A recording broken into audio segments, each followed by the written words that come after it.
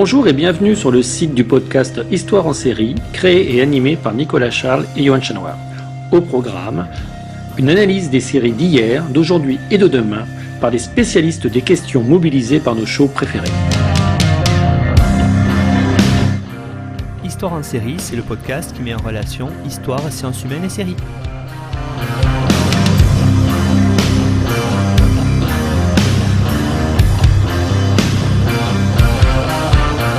Bonjour à tous, bienvenue dans l'épisode 75 d'Histoire en série où je reçois aujourd'hui à nouveau avec un très grand plaisir Natacha Vazdeir. Bonjour Natacha. Bonjour Nicolas. Alors Natacha, vous étiez venue dans l'épisode 17, au tout début, présenter Stranger Things, qui est un des épisodes qui marche d'ailleurs le mieux en termes d'écoute. Donc il y avait eu une grosse demande et vous allez revenir aujourd'hui pour présenter une série aussi qui a marqué l'histoire des séries en tout cas. Alors on va pas tout de suite le divulguer, je vais vous représenter pour celles et ceux qui n'auraient pas écouté l'épisode 17, que j'invite d'ailleurs à le faire parce que c'était déjà très bien. Natacha, vous êtes agrégée de lettres modernes, vous êtes docteur en littérature française, francophone et comparée, conférencière, mais aussi enseignante et chercheuse à l'université Bordeaux-Montaigne. Alors vous êtes une des grandes spécialistes en France de la science-fiction française. Vos recherches portent également sur l'utopie littéraire européenne et sur les rapports entre science et fiction. Vous êtes surtout présidente et fondatrice depuis 2020 d'un très grand festival qui s'appelle Hypermonde, qui est organisé par Bordeaux Métropole. Et vous avez aussi organisé notamment la 43e convention française de science-fiction à Bordeaux en 2016. Vous avez fait de nombreuses publications, parmi elles, avec Anne Besson, vous avez créé l'Université de l'Imaginaire sur le site Actu SF et vous avez fait partie aussi de l'équipe pédagogique du MOOC SF de l'Université d'Artois à Arras. Vous avez obtenu le Grand Prix de l'Imaginaire en 2013, catégorie essai, pour un livre Ces Français qui ont écrit demain, Utopie, anticipation et science-fiction au XXe siècle, qui était paru en 2012, et aussi le prix spécial en 2016 pour les carnets chronolytiques de Michel Jury. La même année, vous avez été lauréate du Jamie Bishop Memorial Award aux États-Unis et après l'organisation d'une douzaine de colloques internationaux sur la science-fiction et de nombreux articles parus, universitaires d'ailleurs et grand public entre 2009 et 2020, vous avez fondé en 2015 la collection SF Incognita aux presses universitaires de Bordeaux. Et puis, pour terminer ce très long CV, mais qui montre que vous êtes une des grandes spécialistes françaises de la science-fiction, vous avez, depuis 2016, vous êtes également autrice chez Nathan. Vous avez élaboré de nombreux dossiers consacrés à l'imaginaire, sur la science-fiction, la dystopie, la monstruosité, le rapport science et littérature, pour la nouvelle revue pédagogique. Et donc, à ce titre-là aussi, vous avez participé à l'élaboration des nouveaux manuels de littérature pour les nouveaux programmes de lycée. Voilà, après cette très longue présentation, Natacha, aujourd'hui, quel numéro êtes-vous ? Eh bien, comme je suis une spécialiste de la dystopie et de la science-fiction, je crois que je pourrais facilement m'identifier au numéro 6. Alors aujourd'hui, Natacha, on va voir avec vous cette très grande série de l'histoire, c'est Le Prisonnier. Absolument. J'ai choisi en fait cette série. Alors c'est une série qui a été diffusée entre 1967 et 1968, donc en Angleterre, au Royaume-Uni, parce que je crois qu'elle fait partie de l'histoire des grandes séries à la fois populaires et en même temps une série dramatique, une série de science-fiction, une série d'espionnage qui a totalement marqué les esprits sur plusieurs générations. Donc, il me semblait évidemment que cette série était absolument indispensable pour votre podcast, donc Histoire en série. Et on est absolument ravis que vous veniez la présenter parce que, comme je l'ai dit, ça fait partie des très grandes séries de l'histoire. Alors peut-être pour commencer, Natacha, pour celles et ceux qui ne connaîtraient pas cette série, commencez par présenter à la fois l'histoire de la série, mais aussi le contexte. Oui, alors l'histoire, en fait, elle est relativement simple. Nous avons affaire, alors je reviendrai sur le générique qui va évidemment nous narrer le départ donc de cette histoire, une sorte de pitch qui va revenir évidemment comme leitmotiv à chaque présentation donc de série. Nous avons affaire donc à un personnage dont nous ne connaissons pas le nom, qui apparemment appartient donc au service secret donc en Angleterre, et ce personnage démissionne de son service, de sa mission, décide donc de partir je pense, dans une sorte de retraite. Et puis, il est enlevé par une organisation qui reste extrêmement énigmatique. En fait, c'est une série totalement énigmatique. On va essayer justement de résoudre un petit peu cette énigme. Il est enlevé, il va se réveiller dans un village qui est particulier, et là aussi j'y reviendrai, et il s'appelle désormais le numéro 6. Et donc ce numéro 6, en réalité, après avoir été drogué et enlevé, placé donc dans ce village, eh bien, se rend compte que les habitants de ce village obéissent à un comportement moutonnier, et ils semblent accepter leur sort d'interné dans un lieu de villégiature. Les dirigeants de cet endroit tentent en fait de soutirer de ce numéro 6 des renseignements sur les raisons de sa démission. L'histoire est assez simple. Le héros, donc, dont le nom n'est jamais mentionné, je l'ai déjà dit, entre en résistance contre cette autorité qu'il refuse et multiplie en vain les tentatives d'évasion. Ce combat contre l'autorité prend une double forme, la revendication de la liberté individuelle et la quête d'une réponse à la question qui est le numéro 1, c'est-à-dire qui dirige donc ce village tout à fait donc extraordinaire. Alors, je crois que jamais une œuvre télévisuelle n'a été comme Le Prisonnier, autant documentée, commentée et analysée par une communauté d'admirateurs qui n'a cessé de se perpétuer et de croître au fil du temps. Et d'ailleurs, je dois remercier absolument un très grand fan donc de cette série qui est devenu, je pense, un des plus grands spécialistes de la série, même sur le plan international. Il s'agit de Jean-Michel Philibert qui a écrit avec Patrick Duché aux éditions Iris, Le Prisonnier, donc une énigme télévisuelle. Il m'a fourni énormément de documents et je dois véritablement le remercier pour justement faire cette émission et vous apporter un certain nombre de réponses donc, aux énigmes proposées par la série.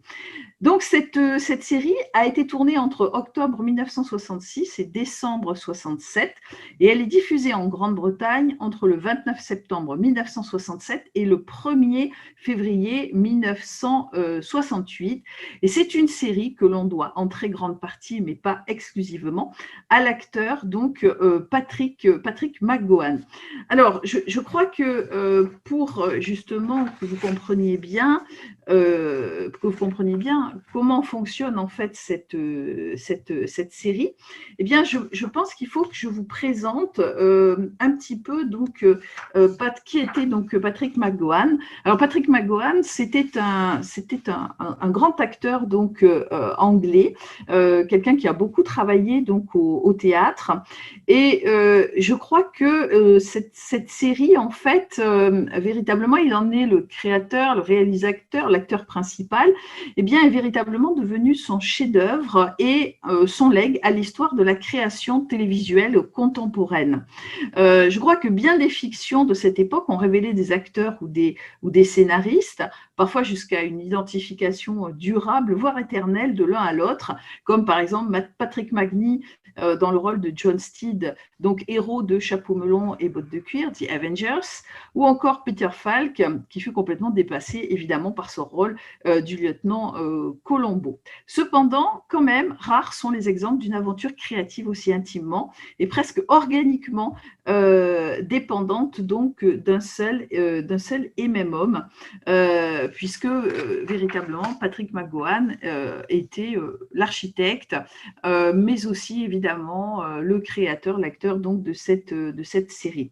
À cette époque, donc on est à la fin des années 60, McGowan est certainement l'acteur britannique le mieux payé. Alors c'est important parce qu'en fait, il va avoir des fonds évidemment pour produire donc la série.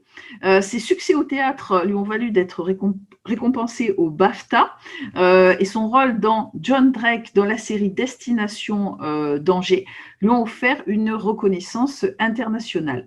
Et donc, avec Le Prisonnier, eh bien, McGowan entreprend une œuvre majeure, celle d'une vie, une œuvre capable de lui apporter la postérité.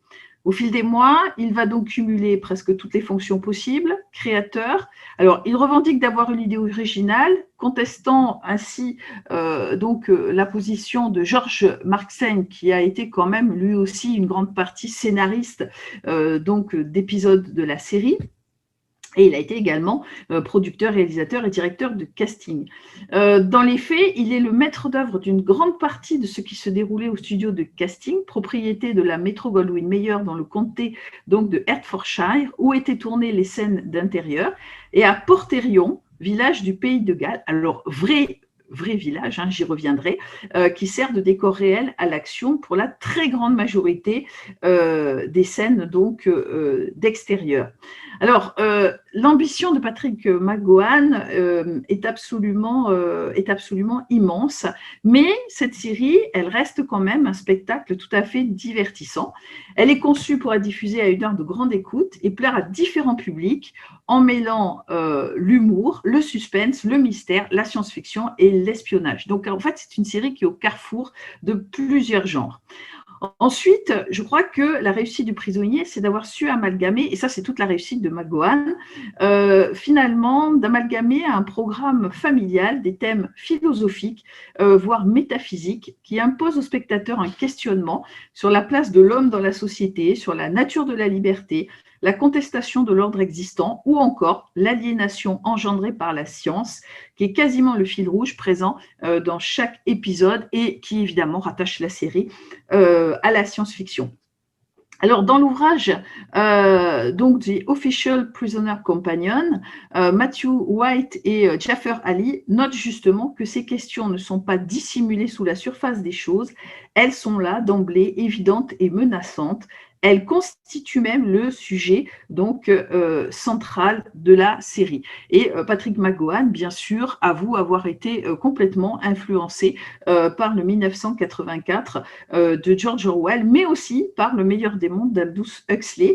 Donc en fait, cette série, elle apparaît un petit peu comme l'une des héritières de ces deux matrices littéraires dystopiques, parce que le personnage du numéro 6, personnage donc de la dystopie par excellence, se retrouve enfermé dans un système dont il est à la fois la justification et le grain de sable, entre guillemets, qui peut donc enrouer la machine. Voilà. Juste pour revenir sur quelques idées et la présentation donc générale de la série. En fait, The Prisoner, donc le prisonnier, a une dimension tout à fait particulière d'un point de vue, je pense, de la temporalité et de la chronologie de l'œuvre. Alors, elle se compose, cette série, d'une saison unique qui compte 17 épisodes. En réalité, Patrick McGowan, au départ, voulait réaliser pour justement resserrer la tension narrative, donc une mini-série de 7 épisodes. Bon, finalement, la production lui a commandé 26 et ils ont trouvé un équilibre puisque la série comptera au final 17 épisodes. Il y a eu une production un peu compliquée, jalonnée de soubresauts, de crises, etc. Mais il n'empêche qu'au final, pour le téléspectateur aujourd'hui, qui est un petit peu l'historien de cette série, eh bien, on a véritablement une très grande cohérence dans ces 17 épisodes. Voilà. Alors, c'est une fiction close avec un début et une fin qui se déroule donc dans un laps de temps limité. C'est une série qui est facile à voir et à revoir dans son intégralité, pour approfondir la réflexion et proposer donc de nouvelles interprétations et je pense une analyse donc particulièrement fine. Alors l'idée sur laquelle je reviendrai, je pense dans une autre question de Nicolas, eh bien c'est que cette série c'est avant tout, je pense, une allégorie ou une construction allégorique et en fait produire un nombre trop important de chapitres aurait vraiment conduit à affaiblir la portée et à édulcorer donc ce message. Alors, l'autre particularité justement de ces 17 épisodes, c'est qu'en réalité, il y a deux possibilités de voir donc ces épisodes. Il y a deux ordres possibles. Soit on suit en fait l'ordre de la diffusion à la télé, soit on suit l'ordre donc qui a été proposé notamment par Patrick McGowan, qui a donc insisté sur des épisodes qui vont avoir un petit peu plus d'importance donc que d'autres. Mais en réalité, chaque épisode peut être vu de manière indépendante, alors sauf le premier épisode, donc qui est véritablement, je dirais, la scène d'exposition, hein, puisque cette série a aussi une grande dimension donc théâtrale. C'est l'arrivée, donc le tout premier épisode qui est quand même un épisode qui va fixer véritablement tous les différents protagonistes de l'histoire. Et puis, je crois, eh bien, les deux derniers épisodes, le 16 et le 17, donc il était une fois et le dénouement, puisque ces deux épisodes sont à voir l'un à la suite des autres. En fait, c'est un dénouement en deux épisodes, mais qui ont véritablement, je dirais, un sujet tout à fait différent. Voilà. Donc, mis à part en fait ces deux épisodes, eh bien, l'ensemble donc de tous les épisodes peuvent être vus absolument comme vous le souhaitez. Donc, il y a une très grande liberté. Même si, évidemment, et c'est toute la réussite de Patrick McGowan, eh bien, on a toujours un fil rouge, évidemment, qui se suit dans la série. Donc, je crois que dans les années, à la fin des années 60, où la répétition, quand même, de la structure des épisodes était une marque de fabrique, donc, de la production télévisuelle et sérielle, eh bien, Patrick McGowan va proposer véritablement une petite révolution, donc, narrative avec le prisonnier. C'est exactement ce que j'allais vous poser comme question, Natacha, parce que, vous l'avez dit, cette série, elle est représentative aussi quelque part d'une époque, ces années 60, d'une façon de faire, même s'il a révolutionné, vous l'avez dit, et encore aujourd'hui, de par la trame narrative, vous le présentez très bien, on est véritablement subjugué par le fait qu'on puisse regarder la série quasiment comme on le veut, vous l'avez très bien dit. Alors j'aimerais maintenant, peut-être pour commencer véritablement l'analyse approfondie, que vous reveniez autour des origines de la création de cette série. Voilà. Alors, d'abord, je crois que le prisonnier s'inscrit dans une profonde tradition théâtrale. Et ça tient à la nature même de l'acteur ou du comédien qui était donc Patrick McGowan, mais également dans une tradition cinématographique, hein, on le verra. C'est une série qui, à l'origine, est véritablement la prolongation, même si McGowan a voulu complètement se départir, on va dire, de cette filiation, mais de la série donc Destination Danger, mais aussi des récits d'espionnage comme ceux de Ian Fleming et de son héros James Bond, évidemment, dont on fête aujourd'hui le 67e anniversaire, je crois. Même si McGowan avouait une profonde aversion pour 007, ce héros qui va multiplier les prouesses et les conquêtes féminines, eh bien, je pense quand même qu'on va retrouver un certain nombre d'éléments donc d'identité de ce personnage donc du numéro 6, ne serait-ce parce que le numéro 6 est quelqu'un qui maîtrise parfaitement bien différents sports de combat, un petit peu évidemment comme notre James Bond, aussi parce que c'est un homme qui est particulièrement séduisant, même si la séduction n'est pas systématique, mais le rôle des femmes est quand même assez important donc dans cette série. Et donc, évidemment, je pense que c'est un premier point très important, cette filiation donc avec la série d'espionnage. Alors le deuxième point important par rapport à l'origine de cette série, eh bien c'est qu'elle est tout à fait novatrice par un évident caractère d'anticipation. D'abord par la forme, parce qu'elle va repousser les limites de ce que l'on pouvait faire à l'époque en matière de production télévisuelle. Ensuite, sur le fond, parce qu'elle va insister sur l'importance du rôle accordé à la science et sur les moyens de plus en plus sophistiqués pour exercer contrôle et surveillance permanente sur la perte d'identité individuelle et le renoncement à la liberté pour bénéficier de la sécurité. En fait, elle anticipe la disparition progressive de la prise de responsabilité par des citoyens qui s'en remettent volontairement au pouvoir pour trouver donc des remèdes à leurs maux quotidiens.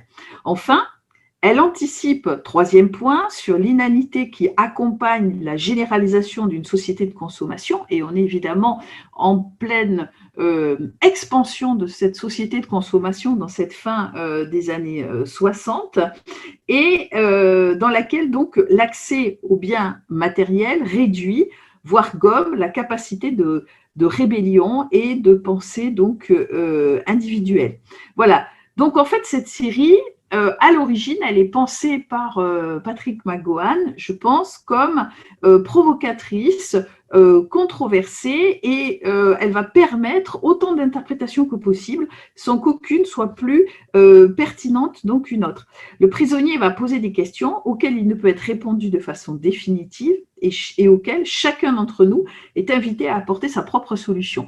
D'ailleurs, le dernier épisode donc de la série, qui en fait s'inscrit dans une sorte de temps cyclique et ne propose pas vraiment de réponse donc aux questions qui ont été posées dans la série, notamment sur l'identité du numéro 1. Alors je ne vais pas trop spoiler parce que en fait, si les gens ont envie de regarder la série, je crois que c'est vraiment un fil rouge et qu'il ne faut pas vraiment spoiler donc l'extrême fin de cette série. Mais en réalité, McGowan nous renvoie à nos propres interrogations, et ce dernier épisode a provoqué un véritable scandale parce que tous les fans de la série s'attendaient à avoir des réponses alors qu'ils n'en ont eu absolument aucune.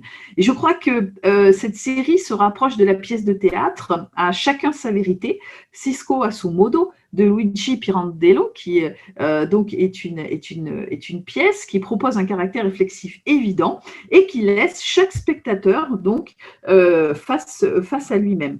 Alors, le contexte historique de la série, alors je dirais que c'est plutôt une sorte de toile de fond, hein, comme dans les séries ou comme dans les films d'espionnage. On est donc à la fin des années 67, on est 67-68, on est donc en plein contexte donc de la guerre froide, avec une possibilité peut-être de très légère détente, mais en réalité, ça ne se voit pas vraiment dans la série parce que le prisonnier, donc le numéro 6, et alors je pense, est retenu, donc enfermé, prisonnier, par une sorte d'organisation internationale. Alors, vous voyez, ça me rappelle tout de suite, dans les James Bond, par exemple, l'organisation du Spectre, qui essaie de lui soutirer donc des informations sur sa démission, parce que on pense qu'il possède bien évidemment des renseignements. Dans la série, on parle de deux camps. Le prisonnier ne sait pas exactement quand, par exemple, ils essaient de manipuler ses rêves pour lui soutirer des informations, dans quel camp sont les protagonistes de son rêve. Donc, je crois qu'on peut facilement dire que dans ce contexte de guerre froide et d'espionnage, en fait, on ne sait pas vraiment qui est qui. On ne sait pas, peut-être que le numéro 6 est un agent double. Vous voyez, donc, d'un point de vue véritablement de l'histoire, on s'inscrit totalement dans ce contexte-là. Mais je crois que c'est peut-être pas l'essentiel en fait pour Patrick McGowan. Je pense que c'est plutôt, on va dire, la conséquence en fait de ce contexte historique, c'est-à-dire la production, l'élaboration d'agents qui vont tomber dans une sorte de paranoïa ou de schizophrénie systématique, qui sont en fait deux thèmes qui sont extrêmement représentés dans certains épisodes de la série, comme par exemple Double personnalité ou encore dans A, B, C et D, qui sont deux épisodes où en fait on essaie de soutirer donc des informations, toujours ce leitmotiv de la série, au numéro 6, tout en le plaçant dans des situations de confrontation avec d'anciens collègues à lui, et puis du coup il ne sait pas si ses anciens collègues sont toujours dans son camp, sont passés dans le camp adverse. Voilà. Donc je crois que ce qu'il faut retirer du contexte historique, c'est quand même essentiellement, je crois, cette notion de paranoïa donc, et de schizophrénie généralisée dans finalement l'ambiance. Voilà.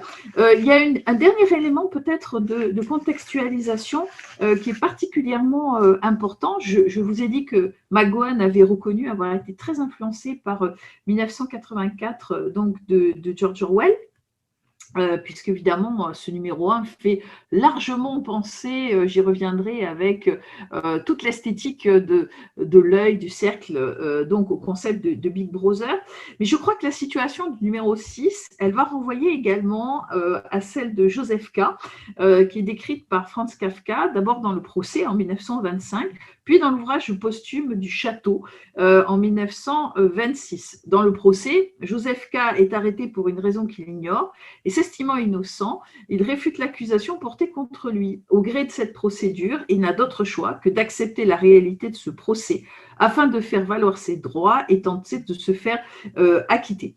Dans le Château, K se trouve en butte avec les autorités pour faire reconnaître son statut social. Vous voyez, donc en fait, on va retrouver une thématique à la fois orwellienne et kafkaïenne à travers cet espace de la série, ce décor donc qui est le village, puisque le village du prisonnier, comme le village du château, sont les théâtres de cette confrontation qui, comme le soutient McGowan, vise à réduire et à briser donc l'individu. Vous avez évoqué, Natacha, tout à l'heure, quand je vous ai demandé autour des origines de cette question, vous avez parlé du théâtre. Et j'aimerais qu'on revienne quelques secondes là-dessus, parce que c'est quand même quelque chose qui est relativement intéressant, le fait que dans Le Prisonnier, on ait une construction qui soit de la série, qui soit basée sur une vraie structure théâtrale. Qu'est-ce qu'on peut dire là-dessus, Natacha ? Alors, je crois que McGowan a construit cette série comme une véritable œuvre d'art et qui va la porter au niveau des grandes réalisations destinées à changer notre perception du monde et de la vie. Si, par exemple, nous envisageons, nous projetons en fait la série dans un espace théâtral, eh bien, on va retrouver d'abord le décor, ce décor du village qui est comme un espace scénique, un espace fermé, mais on va également pouvoir envisager la distribution figée des rôles et la construction également de certains épisodes qui sont, je dirais, conçus véritablement selon les règles du théâtre. Alors, c'est le cas, par exemple, de l'avant-dernier épisode qui s'appelle, donc je vous donne quelques exemples comme ceci, qui s'appelle donc « Il était une fois », où il y a un lever de rideau, les règles classiques des trois unités et un psychodrame qui va être servi en 7 actes, pardon. L'acteur principal qui est Léo Kern, qui est un grand acteur donc de théâtre également, qui est australien, eh bien le dit lui-même si vous voulez, dans cet épisode. Donc on a une sorte de mise en abîme du théâtre en quelque sorte dans cet épisode. Donc ça c'est vraiment, si vous voulez, ce qui va différencier Le Prisonnier d'autres types donc de séries. D'autre part, ce village, ce décor, comme je l'ai dit tout à l'heure, eh bien, c'est véritablement un lieu idéal où on peut exercer une théâtralisation de la série. On a le décorateur Jack Chapman qui a créé un univers cohérent d'une grande richesse symbolique, puisque le pouvoir apparent y est décliné dans de vastes salles circulaires, au centre desquelles le numéro 2, alors dans l'histoire, le numéro 2, c'est un personnage, sorte de personnage interchangeable, donc il va presque changer à tous les épisodes, sauf quelques épisodes où on va retrouver le même acteur sur deux épisodes, comme par exemple le général et A, B, C et D. Et donc, ce numéro 2 apparaît souvent seul, lové dans son fauteuil globe, alors très années 60 évidemment, conceptuellement, qui va contrôler donc les écrans de surveillance. Vous voyez, et on a dans cette théâtralisation de cet épisode, on se rend compte qu'en fait, on va retrouver cette structure sous-jacente dans la plupart donc des épisodes. C'est le cas, par exemple, d'un autre épisode qui s'appelle Musique douce.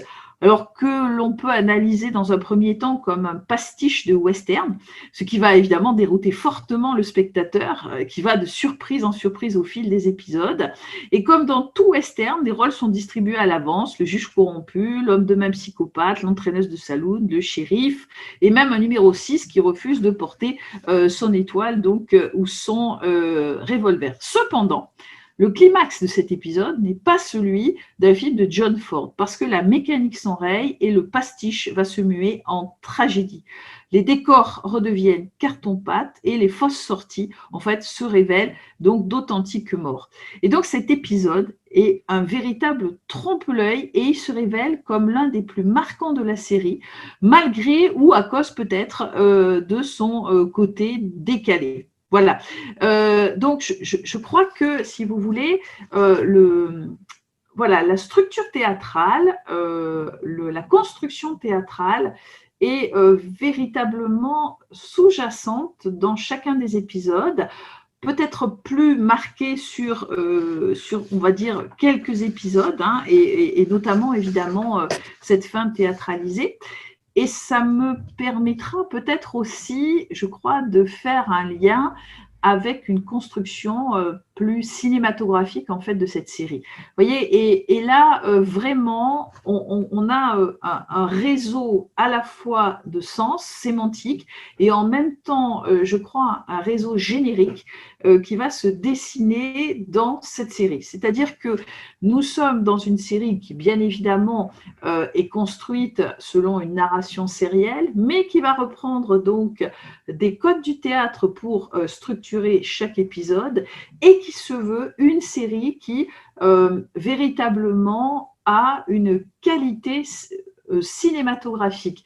Il ne faut pas oublier, et ça c'est quelque chose qui pour moi est très important, et la référence à Kafka permet de relier évidemment ces deux idées aussi, qu'en fait Patrick McGowan est quelqu'un qui a été particulièrement influencé par l'œuvre d'Orson Welles qui lui-même, si vous voulez, a mis en scène donc cinématographiquement le procès donc de Kafka. Vous voyez, donc se retrouve dans cette série, et c'est ce que j'espère en fait pouvoir vous expliquer, parce que c'est une série très complexe, eh bien tout un réseau non seulement sémantique, mais aussi un réseau qui va permettre de tisser génériquement cette histoire tout à fait extraordinaire.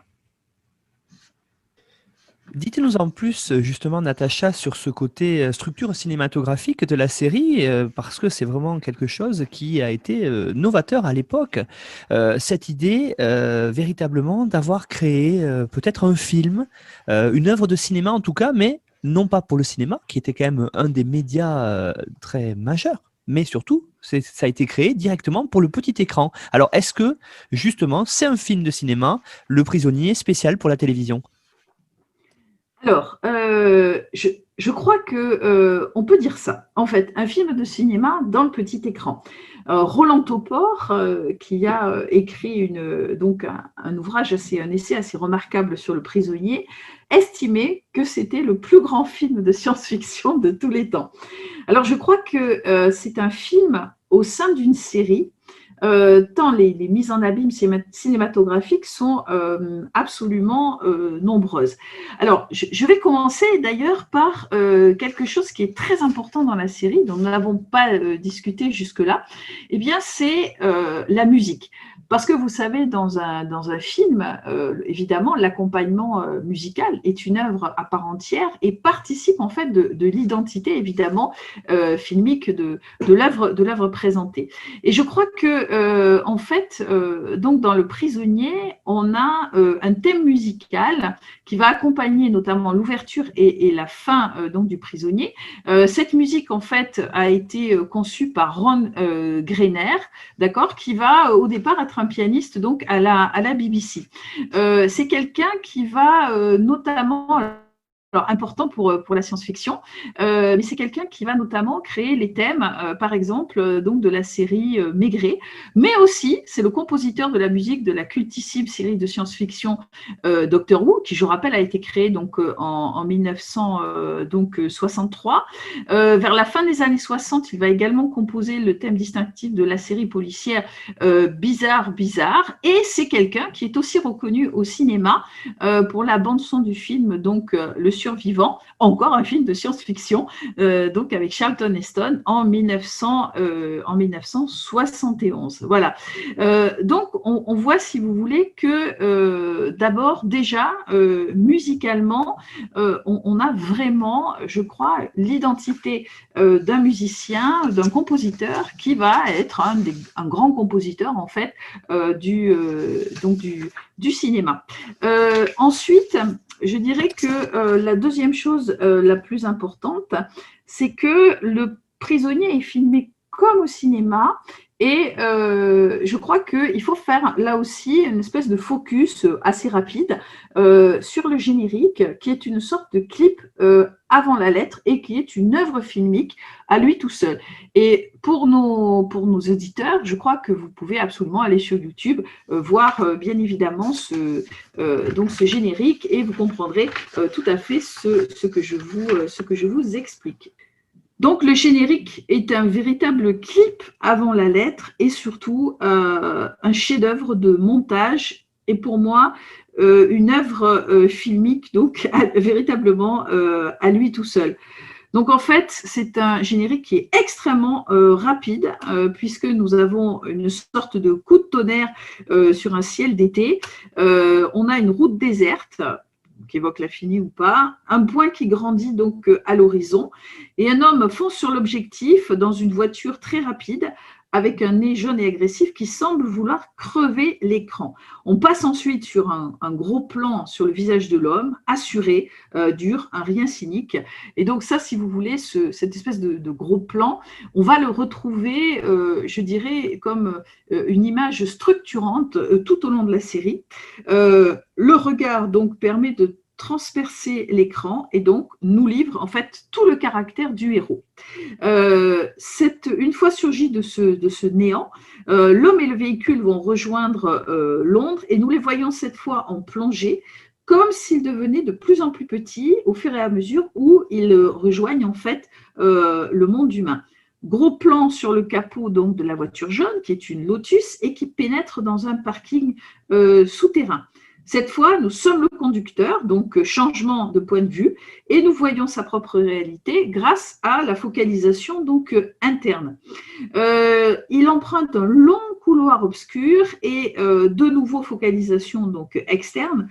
La lumière extérieure projette sur le sol son ombre démesurée. Son costume sombre est à l'image de son visage et de sa démarche. On sent une colère absolument noire, rentrée, une énergie féroce, maîtrisée à grand-peine. Une légère contre-plongée sur le front haut et, à l'œil agressif, répondent en écho le son, les claquements saccadés de ses boots noirs. Voilà. Donc, on a véritablement, je ne vais pas continuer parce que ce serait peut-être un petit peu long, mais si vous voulez, dans cette première partie finalement du générique, nous savons très exactement tout ce que nous aurons à connaître du futur prisonnier. Il a démissionné d'un poste mystérieux et confidentiel sous l'emprise d'une grande colère L'organisation qu'il employait est donc une administration froide, plus ou moins occulte. Et donc, sa démission va entraîner une série de conséquences qui sont absolument donc incalculables. Donc là, je cite Jean-Michel Philibert, le mythe est né, celui d'un homme qui devra assumer ses responsabilités et lutter pour son intégrité. Notons au passage les références à un univers clairement britannique dont l'homme semble rejeter toutes les conventions. Cette première partie donc est celle de l'arrivée. Elle restera identique pour chaque épisode, seulement amputée donc de quelques images. Et enfin, elle en sera, c'est ça qui est important, le leitmotiv et martèlera l'œil et l'oreille du spectateur comme un rêve récurrent ou un cauchemar. Donc, ce qui veut dire, si vous voulez, que finalement, ce montage cinématographique va permettre de programmer l'œil et l'oreille du téléspectateur qui va en quelque sorte être donc mis dans cette ambiance systématiquement donc dans chaque épisode. Vous voyez, donc ça c'est vraiment quelque chose qui est tout à fait important. Le deuxième point par rapport, je pense par rapport au cinéma, si vous voulez. Eh bien, ce sont toutes ces références donc cinématographiques. Alors, par exemple, dans l'arrivée, on a une série, c'est le premier épisode, on a une série de clichés de la vie du nouveau prisonnier, dont la succession de plus en plus rapide s'apparente aux images saccadées du cinéma des origines. L'enterrement, autre épisode, nous dévoile comment l'image peut être facilement manipulée pour servir de preuve. Et enfin, l'épisode A, B et C, enfin, met en scène les rêves du numéro 6, mais également la part d'illusion que va porter l'image filmique. Donc, le prisonnier est bien filmé comme au cinéma, mais c'est aussi donc véritablement une percutante analyse de l'image sur grand ou sur petit écran, dans une sorte en fait de mise en abîme. Donc ça, c'est important, puisqu'il y avait une mise en abîme du théâtre, mais il y a aussi une mise en abîme donc de l'image filmique. Et enfin, dernier point donc important que j'avais déjà un tout petit peu abordé, eh bien c'est que Patrick McGowan, en fait, qui a débuté très jeune au théâtre, il a fait la rencontre en 1955 d'Orson Welles lui-même. Orson Welles va lui offrir un rôle dans la pièce Moby Dick qu'il montait donc à Londres, et une certaine amitié va lier les deux hommes. Dans tous les cas, Patrick McGowan va être vraiment un très solide admirateur du génie de Welles, et on pense, ou on peut supposer donc que véritablement ce génie du cinéma a eu une profonde influence sur lui. Et on peut notamment, alors sans forcément, je dirais, sans forcément faire une analyse précise, que vous pourrez retrouver notamment dans le livre donc de Jean-Michel Philibert, il existe un parallèle, des troublants parallèles entre Le Prisonnier et le chef-d'œuvre donc de Welles, Citizen Kane, qui a été donc tourné en 1941. Voilà. Les deux œuvres ont en commun d'être une sorte de chef-d'œuvre maudit, où les créateurs ont jeté leur force et leur âme. Et surtout, ce qui est surprenant de constater, c'est que le générique du Prisonnier est symétrique, donc en fait, de l'ouverture de Citizen Kane. Les deux sont divisés en deux parties égales de 2 minutes et 26 secondes chacune. Et donc cette première partie montre en quelques plans l'univers de Kane et de sa création, Xanadu, sorte de village réservé à un seul homme.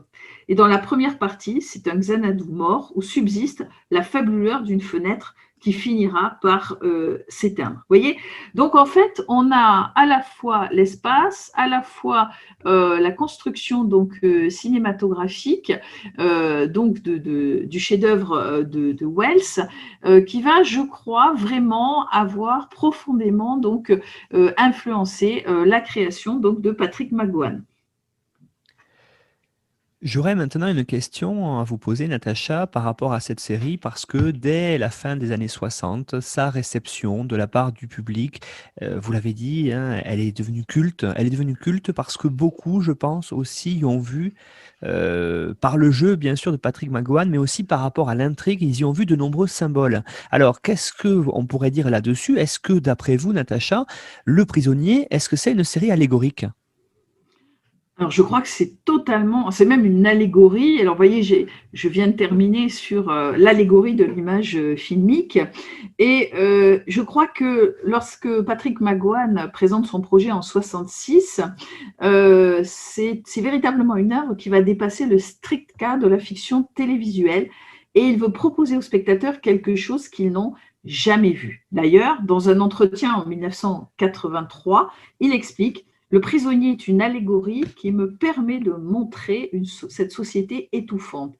Une allégorie, je pense, se définit comme une histoire dans laquelle les choses, les gens, les lieux et les événements dissimulent une raison ou un symbole. Alors je rappelle que l'allégorie, qui fait partie des figures de style donc récurrentes, bien sûr, de la littérature, eh bien c'est la représentation via un personnage d'une abstraction ou d'un concept. Vous voyez, donc je crois que finalement, le prisonnier tout entier est une construction allégorique et chacun des personnages va certainement avoir un sens ou plusieurs sens, donc pour les téléspectateurs.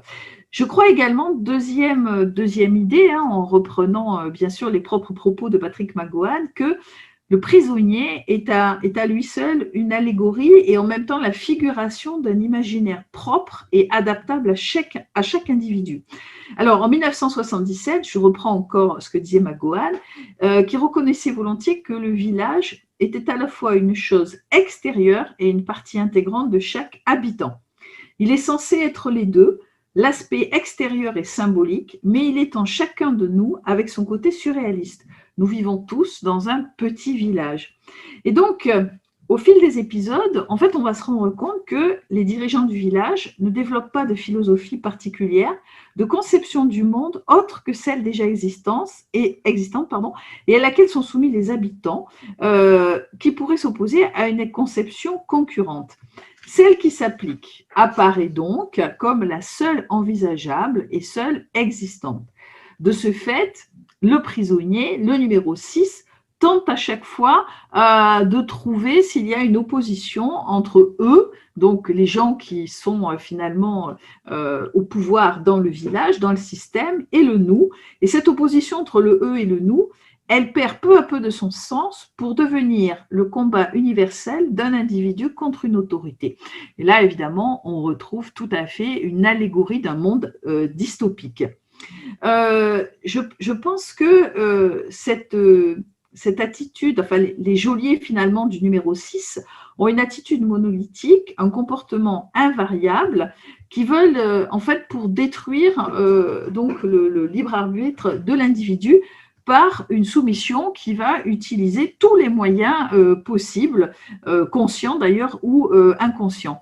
Et donc, c'est finalement, ce comportement va être encore renforcé par l'évolution perceptible du prisonnier. Voilà. Mais le prisonnier, alors, on a souvent dit que finalement, le prisonnier était un plaidoyer en faveur de l'individualisme. Je crois que ce n'est pas tout à fait juste parce que le héros, le numéro 6, va se montrer à plusieurs fois sensible à la situation des villageois auxquels il tente d'inspirer un sentiment de résistance. Donc évidemment, ce n'est pas un leader, mais quand même, dans Liberté pour tous, il tente de réveiller leur conscience politique et de leur rendre leur rôle de citoyen. Dans Échec et Mat, il veut organiser une évasion collective, puis dans L'Enterrement, il cherche à prévenir des représailles contre l'ensemble de la population. Vous voyez ? Donc, en fait, on peut se dire que le prisonnier est un personnage qui évolue tout au long de la série, qui va évoluer vers une attitude de rébellion totale. Ensuite, il va réfléchir à tout un ensemble de stratégies. C'est un personnage qui est très intelligent et qui, en fait, comprend parfaitement, finalement, toutes les ruses que vont employer ces geôliers, y compris lavage de cerveau, y compris maîtrise de ses propres propres rêves parce qu'il est très finement observateur. Il va donc se servir du système et donc des ruses de chez Geolier pour tenter de les contourner et toujours évidemment de s'évader. Et puis, au final, il va essayer de s'intégrer au système. Vous voyez, donc on a quand même une évolution qui part de la rébellion pour aller jusqu'à l'intégration, pour tenter d'échapper au système. Pourquoi? Eh bien, parce que Gohan, quand même, je pense qu'il estime qu'une liberté totale de l'individu serait la voie ouverte à l'extrémisme et à l'anarchie. Il reconnaît que finalement le pouvoir est indispensable quand même au fonctionnement social et bien sûr je renvoie au dénouement où le prisonnier, le numéro 6, accepte donc d'être sur un trône et accepte quelque part de prendre la place, voyez, du numéro 1. Voilà. Donc, je crois que nous avons dans le prisonnier une allégorie du pouvoir. Nous avons une allégorie, donc, bien sûr, de la liberté, parce que ce numéro 6, donc, qui comprend qu'il est un pion que l'on tente de manipuler, eh bien, il comprend également le système donc, dans lequel il est, et il sent bien qu'il peut être tout à fait une sorte de grain de sable dans cette machine humaine dont on découvre peu à peu donc les rouages et notamment la faiblesse de l'organisation, c'est ce numéro 2.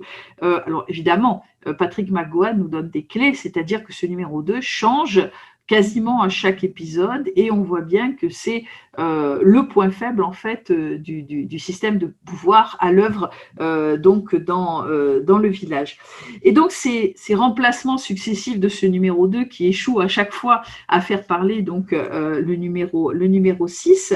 Dans le prisonnier, nous avons donc une allégorie du pouvoir, de la liberté donc de l'individu et le numéro 6 en fait comprend qu'il est un grain de sable en fait dans cette machine et que le numéro 2 en fait est le fusible de cette machine donc humaine, cette machine du pouvoir. Ah tiens, ça c'est un titre de Michel Jury, ça c'est petite private joke. Et donc ce fusible d'une machine humaine finalement qui est aussi sa propre faiblesse, puisque dans l'épisode Le marteau et l'enclume, il déclare à son gardien, le numéro 2, tout ce pouvoir à votre disposition et pourtant vous êtes seul, vous avez peur donc de vos maîtres. Et donc ce jeu du chat et de la souris devient pour le numéro 6 autant d'occasions d'éliminer un à un ses adversaires dans l'espoir de parvenir à l'épuisement du nombre donc de combattants. Et ces remplacements successifs de ce numéro 2 font bien sûr penser aux pratiques d'une société totalitaire et l'exemple des purges de l'ère stalinienne, donc là évidemment dans l'histoire en série c'est important, vient immédiatement donc à l'esprit. Le village fonctionne suivant un système très hiérarchisé, quasiment féodal, marqué par une nette séparation entre ceux qui participent à l'exercice du pouvoir et ceux sur qui ce pouvoir donc s'exerce. En fait, c'est l'absence même d'identité clairement établie du pouvoir qui fait tout l'intérêt de la série. L'autorité se définit par elle-même et non plus par ceux qui ont donc en charge son exercice. Le pouvoir est à la fois omniprésent et celui qui en est le détenteur ultime, le numéro 1, demeure invisible donc jusqu'au dénouement. Et donc, pour terminer sur cette notion d'allégorie du pouvoir, comme le rappelle McGowan, le village est un endroit qui tente de détruire l'individu par tous les moyens à sa disposition. La surveillance systématique, la propagande, l'endoctrinement, dans par exemple l'épisode du général, l'illusion démocratique, dans Liberté pour tous, le conditionnement psychologique, le lavage de cerveau, la chasse aux personnalités antisociales, dans J'ai changé d'avis, la consommation inutile du temps et la réduction des habitants au rôle de pion, dans l'épisode donc Échecs et maths. Ce dernier épisode est par ailleurs symptomatique d'une organisation monarchique de la société. Les pièces humaines participant à une partie d'échecs, que l'on dirait est sortie directement d'Alice au Pays des Merveilles de Lewis Carroll, reçoivent des ordres lancés depuis des porte-voix par les deux joueurs qui s'affrontent. Les échecs étant un jeu millénaire, il apparaît que les pions n'ont d'autre possibilité que d'obéir et de se déplacer conformément à une règle intangible pour le bon déroulement du jeu. Alors, je voudrais terminer cette présentation qui est bien, bien partielle, hein, je m'en rends compte, parce qu'en 1 heure, c'est très difficile de parler de tout. Je renverrai évidemment à plusieurs ouvrages dans lesquels vous pourrez vous renseigner, notamment sur le village de Porte-Mérion dans le pays de Galles, dans le nord du pays de Galles, qui est un village qui existe réellement, qui se visite. Et donc, si vous voulez faire un peu de tourisme sériel, vous pourrez aller au Pays de Galles, donc voir ce petit village. Mais je voulais surtout, pour terminer, vous parler, je crois, d'un personnage qui n'est peut-être pas tout à fait un personnage, donc iconique du prisonnier, qui est ce qu'on appelle le rôdeur. Moi, j'ai vu cette série, en fait, quand j'étais enfant, et le rôdeur, eh bien, a fait partie véritablement de mes cauchemars. Alors, pourquoi? Eh bien, parce que dans la suite de l'allégorie du pouvoir, eh bien, donc ceux qui gouvernent le village ont créé, alors on est dans l'esthétique des années 69, puisque tout le système, en fait, de surveillance, à un moment donné, lorsque quelqu'un tente de s'évader du village, eh bien, actionne donc la production, la création d'une sorte de bulle, vous voyez, qui nous fait bien sûr penser à ces objets de décoration des années 70 où on voyait ces bulles rouges ou oranges donc se mouvoir dans des sortes de sphères ou des tubes où il y avait de l'eau. Et en fait, cette création donc de bulles va faire sortir de la mer donc un ballon blanc qu'on va appeler le rôdeur. Et en fait, ce ballon blanc va suivre donc absolument de manière très précise tous ceux qui tentent de s'échapper et va les étouffer et les ramène donc vers le village. Alors en fait, c'est vraiment l'entité emblématique d'un contrôle tout à fait oppressif, avec une apparence sphérique et blanche qui rappelle tout le temps celle des caméras en forme de globe oculaire qui surveillent chaque fait et geste du numéro 6. Alors le rôdeur, en réalité, c'est une sonde atmosphérique qui a été choisie par Patrick McGowan en raison de son aspect à la fois léger, fragile, mais aussi extrêmement mobile, bondissant et d'une remarquable rapidité qui peut se déplacer à la fois sur Terre, mais également sur et sous l'eau. Et bien qu'il ne soit qu'un objet, il va acquérir dès sa première apparition une personnalité menaçante, insaisissable et contrôlable par ce même qu'il poursuit en raison donc de sa forme. Cette forme renvoie également au fauteuil globe dans lequel se tient régulièrement le numéro 2 dans la salle de contrôle. Et donc, dans Il était une fois, le rôdeur se trouve même niché dans ce fauteuil, vibrant d'impatience, comme pour signifier un peu plus symboliquement sa nécessité en tant que gardien du village. Il devient donc, au fil des apparitions, la représentation ultime de l'oppression, son expression physique et tangible. Il donne à cette oppression à la fois un visage déshumanisé et un caractère humain capable de sentiment. Voilà. Et donc, je vous dis au revoir en vous disant bonjour chez vous ou bonsoir chez vous. Natacha Vazdair, merci beaucoup pour cette présentation exhaustive et j'allais dire aussi très très en profondeur de cette série Le Prisonnier qui est très complexe, mais je pense que vous avez réussi durant cette émission à tirer quelques ficelles qui permettront, je l'espère en tout cas, aux auditeurs d'aller revoir déjà cette série, parce que vous l'avez dit, c'est une série qui a maintenant plus d'une 50aine d'années, mais dont la plupart des principes narratifs n'ont pas vieilli, et ça vous l'avez très très bien montré. Elle vaut le coup, elle ne dure qu'une saison, vous l'avez dit, et c'est quelque chose, ça fait partie du patrimoine sériel de ces séries cultes que l'on prend plaisir à voir et à revoir. Et je pense aussi, vous l'avez dit, vous l'avez revu plusieurs fois pour préparer l'émission. Et je pense, j'espère aussi que vous avez pris du plaisir à cela. C'est quelque chose qui est très très important et on espère dans Histoire en série pouvoir vous montrer tout cela. Alors celles et ceux qui voudraient aller plus loin par rapport à cette série-là et au contexte aussi de production de l'époque, peuvent se replier sur la bibliographie que Natacha nous a fournie, qui est disponible comme dans toutes les émissions sur le site histoireensérie.com à la page de cet épisode-là, et comme ça aller voir plus avant un certain nombre de choses, parce qu'évidemment Natacha, je pense qu'en 1 heure nous n'avions pas le temps de tout évoquer, on va dire vraiment en profondeur. Vous avez aussi le résumé de l'émission et les liens pour aller l'écouter, comme toujours, sur le site de notre partenaire nonfiction.fr. Il ne me reste plus, Natacha, qu'à vous remercier pour cette émission et puis à vous retrouver bientôt, peut-être pour des coproductions, pourquoi pas, avec Hypermonde ou pour d'autres émissions sur la science-fiction. Natacha, merci. Au revoir. Merci Nicolas, à très bientôt.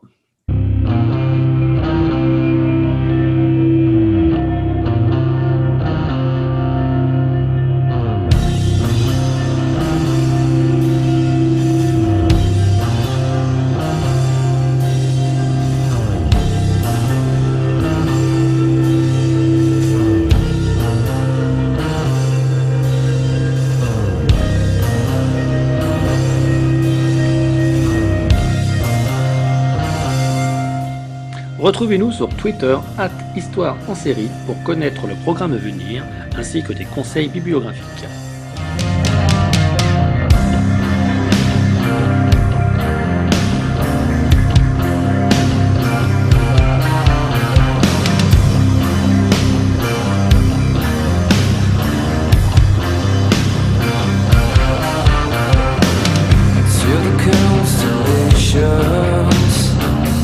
Travel logistically. Such a beautiful planet populated by a strange animals.